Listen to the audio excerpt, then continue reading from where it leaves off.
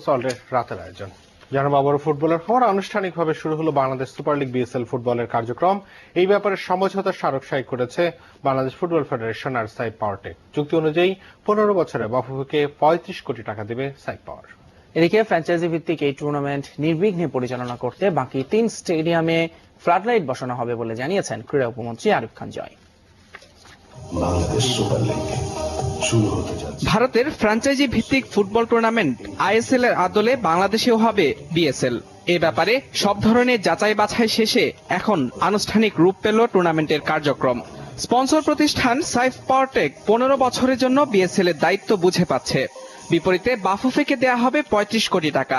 মঙ্গলবার এক সমঝোতা স্মারক চুক্তিতে স্বাক্ষর করে স্পন্সর প্রতিষ্ঠান ও ফেডারেশন।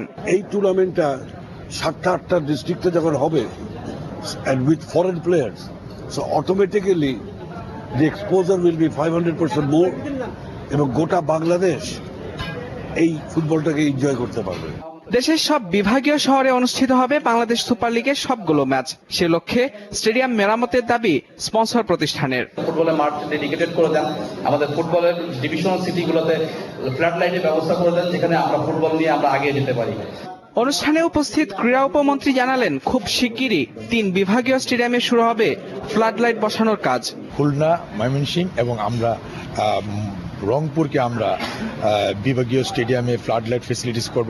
বিএসএল আবারও ফিরিয়ে আনবে দেশের ফুটবলের জনপ্রিয়তা, আর তাই ফুটবলে আলাদা বাজেট দেওয়ার সুপারিশ বাণিজ্য মন্ত্রীর। সালাউদ্দিনও খুব বুদ্ধিমান, কারণ সাইফ পাওয়ারকে বেছে নিয়েছে। আপনারা সকলে এই খেলাটাকে জনপ্রিয় করুন, এইটা কামনা করি।